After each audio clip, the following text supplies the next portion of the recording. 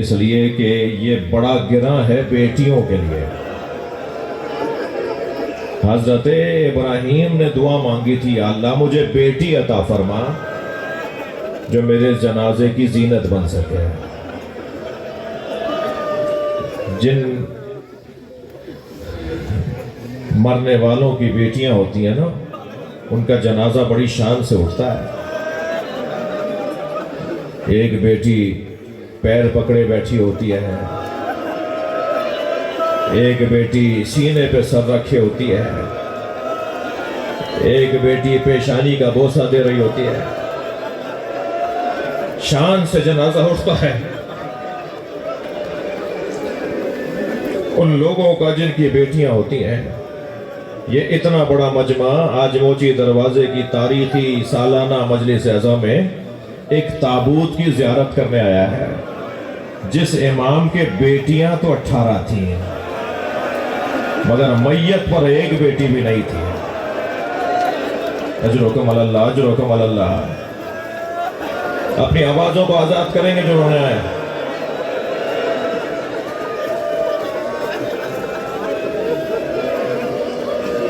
ابھی مجھ سے پہلے جو نوحہ مرثیہ پڑھ رہے تھے، جعفری صاحب جو مرثیہ پڑھ رہے تھے، قمر صاحب جو مرثیہ پڑھ رہے تھے جناب سکینہ کے حال کا، تو مجھے ایک مصرے پر بہت رونا آیا۔ اہل بیت کے گھرانے میں 2 ہی اسیر ہیں جن کی میت زندان سے اٹھی ہے۔ اجرکم علی اللہ، اجرکم علی اللہ، اجرکم علی اللہ۔ جو رونے آئے اپنی آوازوں کو آزاد کریں۔ حق ہے ایسے ہی گریہ کرنا۔ جب آپ بلند آواز سے گریہ کرتے ہیں نا تو امام جعفر صادق دعا دیتے ہیں، یا اللہ یہ ہمارے عمر کو زندہ کر رہے ہیں۔ 2 ایسے اسیر ہیں اہل بیت میں جن کا جنازہ زندان میں اٹھا ہے۔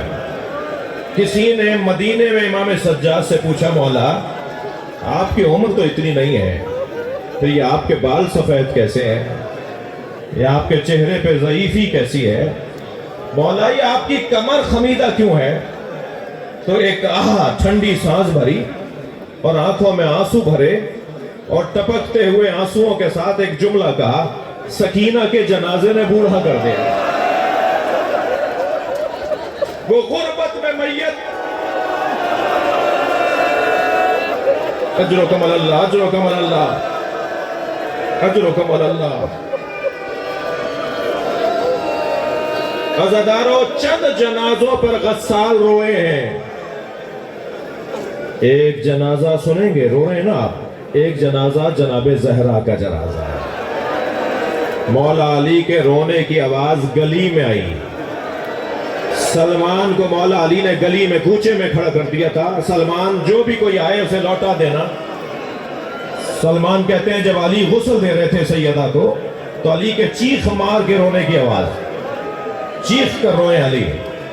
سیدہ کی شہادت، سیدہ کی تدفین کے بعد سلمان فارسی نے مولا علی کو گلے لگا کر پرسہ دیتے ہوئے کہا، مولا آپ کے رونے کی آواز گلی تک آ رہی تھی۔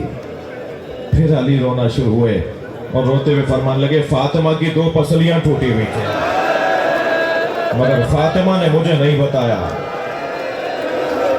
اجرکم علی اللہ، اجرکم علی اللہ۔ اپنی آوازوں کو آزاد کریں گے۔ مجلس بہت نورانی ہے۔ یا اللہ امام موسیٰ کاظم کا واسطہ، یہ سب حاجتیں لے کر آئے ہیں۔ اجرکم علی اللہ۔ ایک جنازہ جس پہ غسال رویا وہ جنازہ جناب زہرا کا۔ دوسرا جنازہ سنیں گے جس پہ غسال رویا ہے، وہ جنازہ امام سجاد کا ہے۔ امام محمد باقر کے رونے کی آواز، غسل دیتے ہوئے رونے کی آواز بلند ہوئی۔ تیسرے جنازے کا نام سنیں گے، سکینہ بی بی۔ غسالہ روتی ہوئی باہر آئی۔ جنہیں رونا نہیں آ رہا وہ مولا سے اپنے آنکھوں میں آنسو مانگے۔ جسے رونا نہیں آتا نا وہ ایسی مجلسوں میں آنسو مانگا کرے. غسالہ روتی ہوئی باہر آئی اور امام سجاد کے سامنے آ کے بیٹھ گئی اور کہنے لگی اے اسیر زندان تمہاری بہن کو کیا بیماری تھی؟ تمہاری بہن کس بیماری میں دنیا سے گئی؟ امام نے فرمایا میری بہن کو کوئی بیماری نہیں تھی کہ جب میں نے کرتا علیحدہ کیا تو بدن پہ نیلے نیلے نشان. اجرکم اللہ اجرکم اللہ. امام نے فرمایا میری بہن کو تازیانے مارے گئے. یہ تازیانوں کے نشان.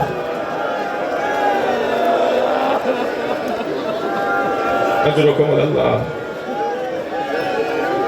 خدا کسی غم میں نہ رلائے سوائے غم اہل بیت میں. مجھے جلدی نہیں ہے مجھے جلدی نہیں ہے. ایسا جب گریہ ہو رہا ہو نا تو یقین کر لیا کرو کہ امام زمانہ آ گئے.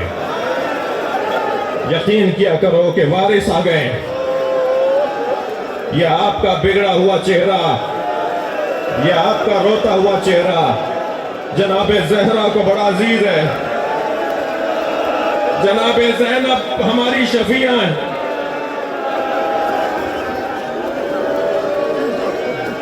تسلی کریں تسلی کریں.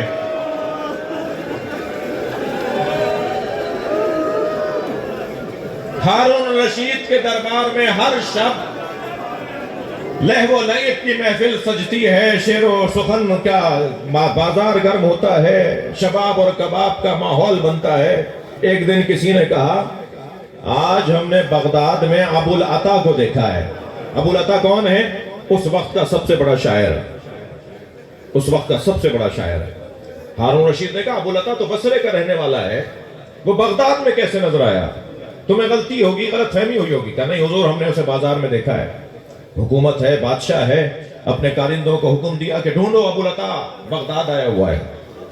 کچھ دیر کے بعد معلوم ہوا کہ فلاں مسافر خانے میں ابو العطا ٹھہرا ہوا ہے. پیغام دیا کہ ہارون رشید نے دربار میں بلایا ہے. ابو العطا پہنچا. ابو العطا تم نے فلاں کلام کہا, آج کی شام تمہارے نام ہمیں غزلیں سناؤ, ہمیں کلام سناؤ. کبھی غور کیا ہمارے ملک میں اگر ہمارا کوئی معتبر شخص گرفتار ہو جائے تو شہروں میں لوگ باہر نکل آئیں, احتجاج ہو, ہم اپنے محترم شخصیت کو آزاد کروا لیتے ہیں. امام موسیٰ کاظم 14 سال قید میں رہے.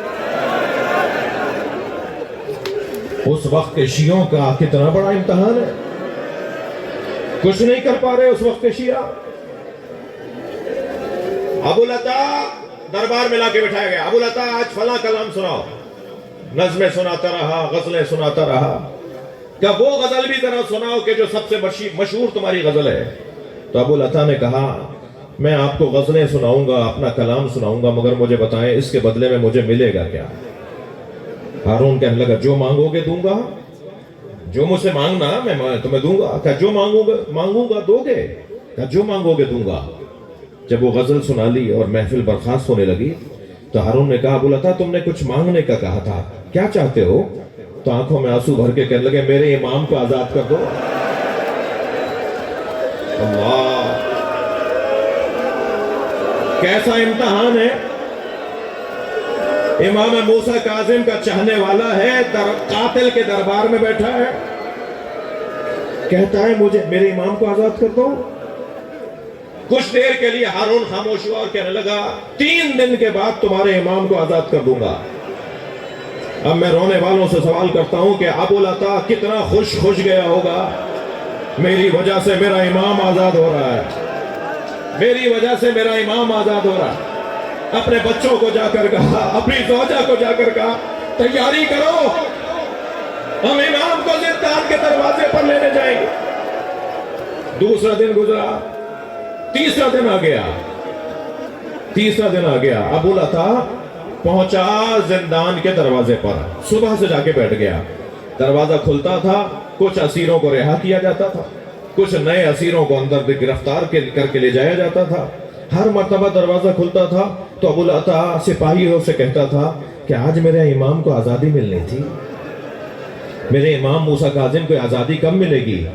اور وہ سپاہی کہتا تھا کچھ اور انتظار کرو, کچھ اور انتظار کرو, آج تمہارے امام کو آزادی ملے گی. ابو لاتا کہتا ہے صبح سے لے کے عصر تک میں دروازے پر بیٹھا رہا. جب عصر کا وقت آیا تو میں نے دروازہ کھلتے ہوئے دیکھا تو میں آگے بڑھا کہ اب سپاہی سے پوچھوں میرا امام کب آزاد ہوگا. کچھ آگے بڑھا تو کیا دیکھا, ایک تختے پہ جنازہ ہے. اجر و کمال اللہ.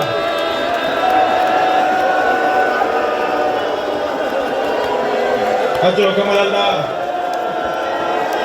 میں نے پوچھا آج میرے امام کو آزادی ملنی تھی, کہا امام الرفضا, یہی شیعوں کا امام ہے جسے آزادی دے دی گئی.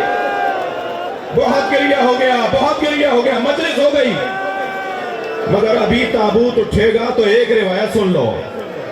میں آپ کو ماتم, آپ کے ساتھ ماتم کروں گا. تابوت کی زیارت کریں گے. رونے والوں خیال رہے اس امام کا تابوت ہے جو 14 سال بعد آزاد ہو رہا ہے. اس امام کا تابوت ہے جس کی بیڑیاں کاٹی نہیں گئی,